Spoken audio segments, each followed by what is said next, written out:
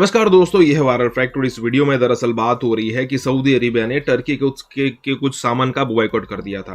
अब हिलाल एक ऐसा शख्स है जिसको भारत को कहीं से ना कहीं इंक्लूड तो करना ही करना है।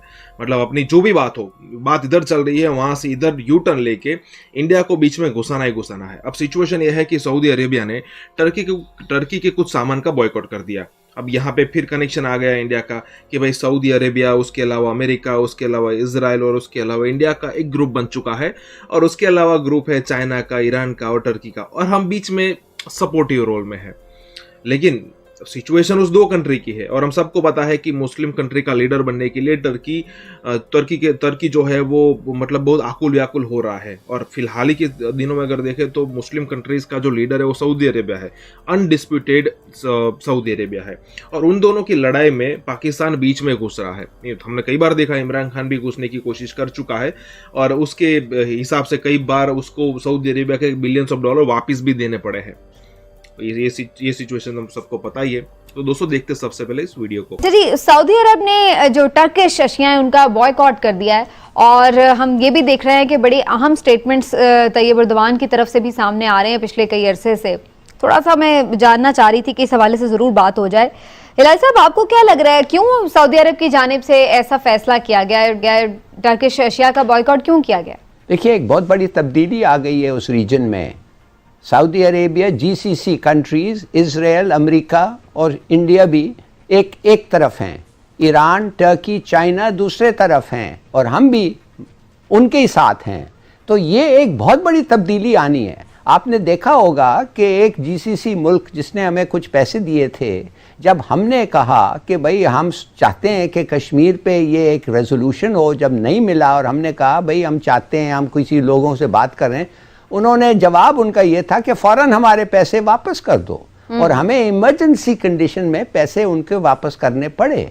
तो इसका मतलब ये है कि उन्होंने सिग्नल किया है अब कि भाई बाज आ जाओ, अगर तुम हमारे से कुछ लेते हो तो हमारा काम करो, और अगर हमारा बात नहीं सुनते या हमें तुम खुश नहीं करते तो फिर तैयार हो जाओ।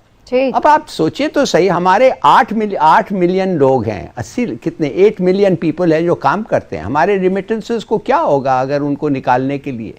मगर आपको सोचना है। दूसरी बात यह है कि मैं समझता हूँ ये एक बड़ा अच्छा मौका है। तुर्की और हम बहुत नज़दीक हैं एक एक के। मैं तो समझता हूँ कि एर्दोगान का हमें फ़ायदा लेना चाहिए, इसलिए कि मैं आपको बताना चाहता हूँ कि एर्दोगान जो है वो 53% वोट से आया है। इसका मतलब यह है कि 47% लोग उसके साथ नहीं है तुर्की में। आज वो प्राइम मिनिस्टर है टर्की में, आज वो हमारा बड़ी गहरी दोस्ती चाहता है। क्यों नहीं हम उसके साथ डिफेंस एग्रीमेंट साइन करें? क्यों नहीं हम उसके साथ मिलके जॉइंट डिफेंस हो? मेरे ख्याल में ये सब मौके हैं जो होना चाहिए। आपको क्या वजह लगती है? मैं उन दोनों ममालिक का जानना चाह रही हूं। पहले तो तस्दीक कर दूं कि वो सऊदी गवर्नमेंट ने पाबंदी ऐसी कोई नहीं लगाई। चैम्बर ऑफ कॉमर्स है जो उसके सरबराह ने अवाम से अपील की है कि आप टर्किश मसनूआत का बाइकाट कर दें। दूसरा ये कि जो इसराइल को जब सऊदीया ने तस्लीम किया है तो अरब लीग को आपको हैरत होगी कि लीबिया, कुवैत, कतर और लिबनान समेत 6 मुल्क ऐसे हैं जिन्होंने अरब लीग की सरबराही लेने से इनकार कर दिया और फलस्तीन तो अरब लीग की सीट ही छोड़ चुका है।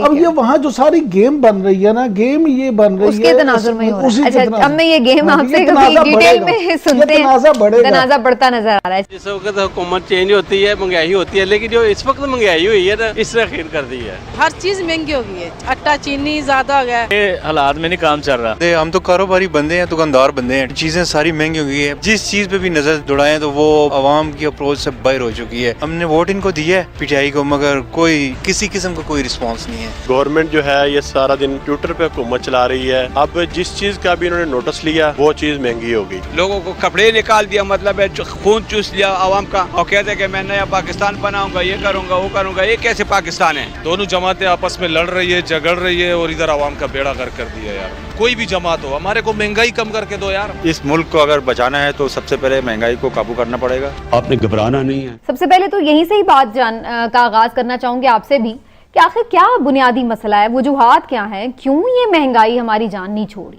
आटे की अगर कीमत की बात की जाए तो सिर्फ एक साल में 883 से वो 1044 तक उसकी कीमत पहुंच चुकी है 20 किलो आटे के थैले की, और ये एवरेज कीमत है। इसी तरह से अगर चीनी की बात की जाए तो 73 से 98 तक पहुंच चुकी है पिछले साल से अब तक की निस्बत।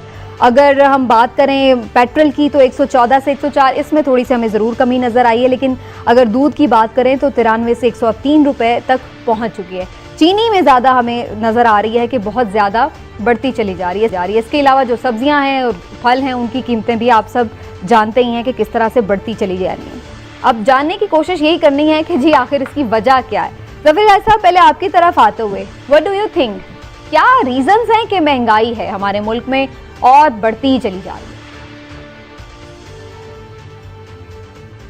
देखिए, बिल्कुल मैं आपको बताता हूँ क्या है, वन बाय वन। पहला है आपका एक्सचेंज रेट ऊंचा है। गैस जो आप ख़रीदते हैं, तेल जो आप ख़रीदते हैं, उसके ज़्यादा पैसे लगते हैं, और जब उनके पैसे ज़्यादा होते हैं तो हर चीज़ की कीमत बढ़ जाती है। दूसरी बात यह है कि सप्लाई कम है, डिमांड ज़्यादा है। इसका मतलब है इंपोर्ट्स कम है। अगर इंपोर्ट्स होते तो वो बराबर हो जाता। तीसरी बात है माफिया का कंट्रोल प्राइसेस पे। स्मगलिंग होती है तो वो बढ़ जाता है, होर्डिंग होता है तो बढ़ जाता है। तो इसके माने अगेन, इंपोर्ट जब करना होता है नहीं करते हैं, और एक्सपोर्ट जब नहीं करना होता है शायद आप करते हैं। तीसरी बात है 9% आप कहते हैं स्पाइक हुआ है, 9% हुआ है हर साल, इस साल नहीं, ये 9% ओवरऑल है, मगर एक्चुअली फूड स्टफ्स में उससे बहुत ज्यादा हुआ है। ठीक है कि नहीं? सही। और वो है जो गरीब को लगता है। और आपके गरीब जो 650 करोड़ होते थे अब 850 करोड़ हो गए हैं कोरोना के बाद। तो आप समझ गई हैं क्यों और क्यों इतना असर हो रहा है। अब आप पूछें कि क्या करना, अगर आप चाहती हैं मैं अभी बता देता हूं। अभी मैं इस पे आती हूँ जरा, लेकिन थोड़ा सा और इसमें चीजें, बिल्कुल मैं इस पे आती हूँ हिलाल साहब। मुझे थोड़ा सा, ये तो आपने इमरान साहब, हिलाल साहब ने वजूहात बता दी कि वजूहात क्या हैं महंगाई की। अब ये मुझे बताइए कि जिम्मेदार कौन है? बिस्मिल्लाहिर्रहमानिर्रहीम। जिम्मेदार बराह रास्त में समझता हूँ हुकूमत है। अब आप पूछेंगी वो कैसे? वो इस तरह से कि मैं मानता हूँ कि महंगाई दो तरह से होती है। कुछ वो जो मुआशी हालात की वजह से होती है, जिसको अफराते ज़र भी कहते हैं, और कुछ वो जिसका जिक्र अभी लाली साहब ने किया कि माफियाज हैं जो महंगाई करते हैं। लेकिन मुझे आप ये बता दें कि इन दोनों चीज़ों को कंट्रोल किसने करना होता है? माफिया से निपटना किसने है? माफियाज को काबू में किसने करना है? वो हुकूमत ने करना है। तो इसलिए उसकी जिम्मेदार हुकूमत है। आप ये अपोजिशन पे या साफियों पे या किसी और पे नहीं डाल सकते कि जी ये महंगाई की जिम्मेदार ये हैं। यहाँ सूरत हाल ये है कि दोनों तरह से ना अवाम का खून चूसा जा रहा है। एक तरफ तो ऐसे कि हुकूमत जब डॉलर की कीमत बढ़ेगी, यहाँ अपने रुपए की कीमत कम करेगी, तो लाजमी इंपोर्ट्स हैं जो वो होगा। फिर जब ज़र मुबादला बचाने के लिए इंपोर्ट्स आप करने ही नहीं देंगे लोगों को, जो भी लाली साहब जिक्र कर रहे थे, तो उससे भी फिर फर्क पड़ेगा। महंगाई असल देखिए, इकनॉमिक्स का बुनियादी असूल क्या है? इकोनॉमिक्स का बुनियादी असूल ही डिमांड और सप्लाई है। जब आपकी डिमांड बढ़ती चली जाएगी और सप्लाई कम से कम होती चली जाएगी, तो फिर जहीरा अंदोज जो हैं वो उससे फायदा उठाएंगे। या तो आपका वो हाल हो ना कि हमने देखा तो नहीं, हिलाली साहब ने जरूर देखा होगा, हमने तो सुना है कि अयूब खान के दौर में 4 आने सिर्फ चीनी बढ़ी थी, चीनी की कीमत में सिर्फ 4 आने इजाफा हुआ था, तो हाहाकार मच गई थी। और वो फिर उससे एक तहरीक ने पूरी ने जन्म लिया।